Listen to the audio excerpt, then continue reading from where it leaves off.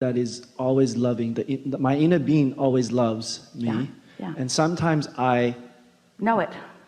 I know it because I'm being in a being, yeah, versus being a history, memory-based, yeah, egoic energy structure called yeah, me, and experiences physical reality. yeah. And when I am efforting, I'm struggling because I'm operating Against myself. against my inner being's knowing that I am worthy. I'm against myself, and Nothing makes you matter. And these beliefs, some of them are very deeply entrenched. I've been working on a lot of. Doesn't matter how long you've had them. If they suck, they suck. Doesn't matter how long you've had them, and any moment you spend trying to defend them or justify them or explain them, you just maintain them longer. But couldn't it just be clean? Yeah, I picked up stuff from my place of not knowing. Aren't you allowed to change your mind? You see this car, you think you really want it because it's really, really beautiful, and you buy it. You're in the service bay all the time with it. So now you don't feel the same way about it. And so you say, I don't really have the same relationship with this car that I did before I drove it around. And your friend might say, oh, but you love that car so much, you should always love that car. And you say, oh wow, yeah, I should always love that car. Why am I giving up on? Because life has showed you some other things. It's made you smarter. It's given you an opportunity to make some new decisions about something. But the subject of belief says, oh no, I thought this was a good car and I must always think that this is a good car. And yeah, I was towed 5 times this week, but this is a good car. This is a good car. This is a good car. This is a good car. I will not give up on this car. This is a good car. This is a good car. This is a good car. This is a good car. No, not really. It's really not a good match to you now. It was there when you needed it. It was there when you attracted it. It might have been the step to your understanding about some things, but it's perfectly all right for you. That's what evolution is. Evolution is having life experiences and continuing to advocate for yourself. And that's what your inner being is always showing you, how to advocate for yourself, how to advocate for the good of who you are, which means when you're self-advocating, you're advocating for the whole. But there are others out there, like the person who sold the car to you, who doesn't ever want you to give up on that car. There are people with their reasons that it benefits them for you to hold to the beliefs that serve them but that don't serve you. Well, what are you going to do? What are you going to do when your inner being's saying to you all day, you are magnificent, and someone else is saying to you, you are a wretched being? Well, who are you going to believe?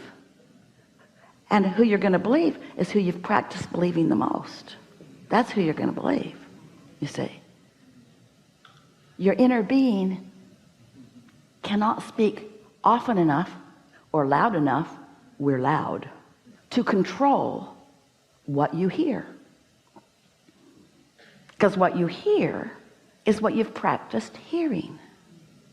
So it takes a while for you to finally come to terms with, I'm ready to let this car go. It isn't serving me like I thought it would. And then here's the next piece. And I was not wrong or bad to want it to begin with. It's okay that I wanted it, and now it's okay that I don't. It's okay that it served me. It taught me that I like beautiful things. It's beautiful. It also taught me I like reliable things. I don't know this for sure yet. Can I have both? Is it too much to want it all? Don't I have to give something up for something? Don't I have to pay a price? Is it really supposed to be this easy? Is all I have to do is be born, love life, love me, love you, and live happily ever after? Yep. That's it. So what's the point, Abraham, of all the contrast? Because you all get to choose from the contrast what you prefer.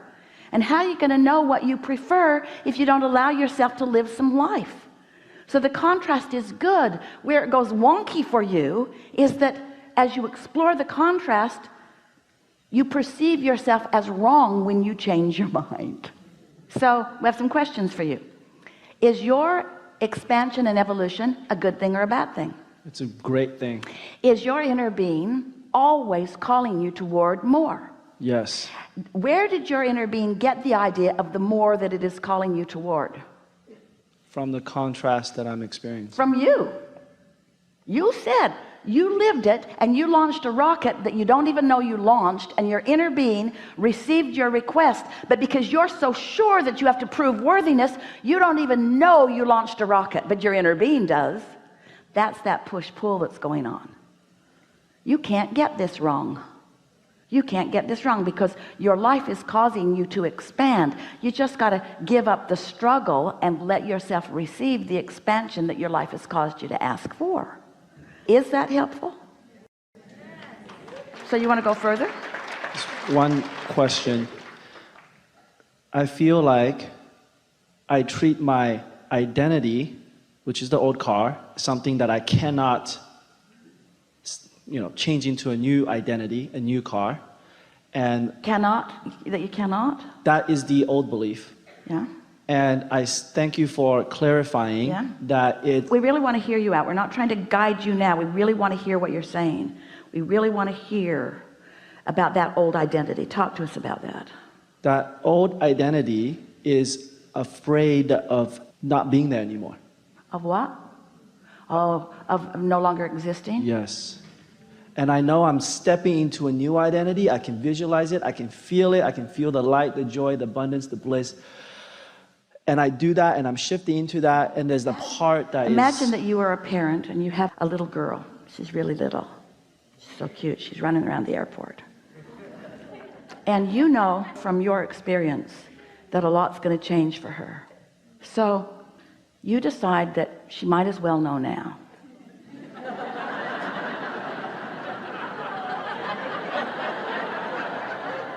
So you call her over and you say, I've been meaning to tell you, you're not always going to live in our house with us. Someone you don't know is going to come and have another house and take you over there. Your body's going to change a lot. You're going to stretch into something really different from now. Now, she might get some of that just from what she's observed in life. Depends on how old she is now and how much she's contemplating. But she's not ready for everything that's coming, and neither is anyone else. Your now point of attraction is only allowing what your now point of attraction will allow. But your now experience caused you to tell the larger part of you some things you want moving forward, and the larger part of you got all excited and started wagging its tail, all excited about where you're going, and is calling you to it, and sometimes you're not ready to go. Well, do you know what the remedies to that are? Because it's uncomfortable for your inner being to call you and you not be ready. So what are the options? Cling to the old in unreadiness, that feels awful, or trust? Well, that takes some doing, doesn't it? Because if you've practiced only trusting in what you see, then the universe can't offer you anything beyond it. But if you could step back to a little broader view, and you could start with the premises that you believe, we know you do. I have an inner being. Ooh, I felt it. I was on drugs, but I felt my inner being. I know that source exists. I believe in these laws of the universe. If you can step back to the things that I know that I'm expanding, I know that things are getting better, then little by little, life experience will help you demonstrate to yourself that the last thing you want to do is cling to being that child, so to speak. Really, you know what you want? You want to move forward as fast as life causes you to launch the rockets. That's what your inner being does. Your life causes you to launch a rocket, and your inner being goes there and says, this is way good. Come on over. And you say, I can't. I still believe in the things I believed in when I was launching the rocket. Do you know that the problem and the solution exist simultaneously, and that the solution, which is the motion forward, could not exist without the problem? And do you know what you just said to us? I have created a solution from my problem, but I believe more in my problem than I do the solution. We say, why is that? Because you created a solution from the problem, and your inner being went to where the solution is, and that's where you want to go. You want to let go of that belief about the problem and go toward the solution.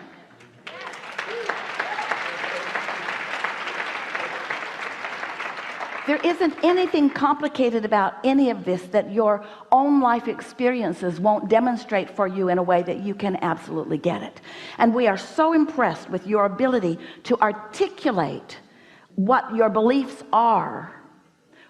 And we are also impressed with our ability to express in a way that Esther can articulate what your true beliefs are, so that you can feel the contradiction between what you believe and what you believe. And that's what negative emotion is.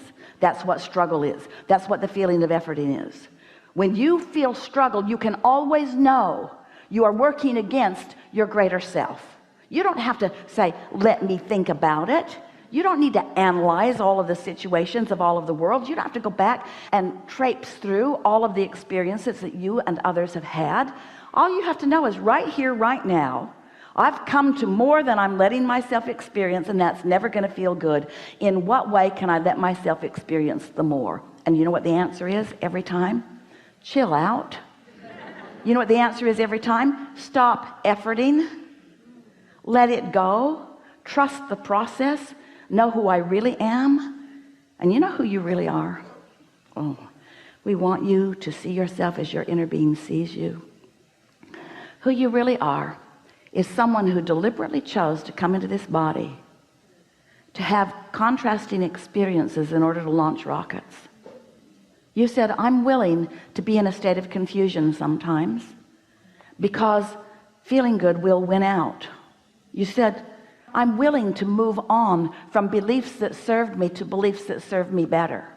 Not moving from wrong beliefs to right beliefs.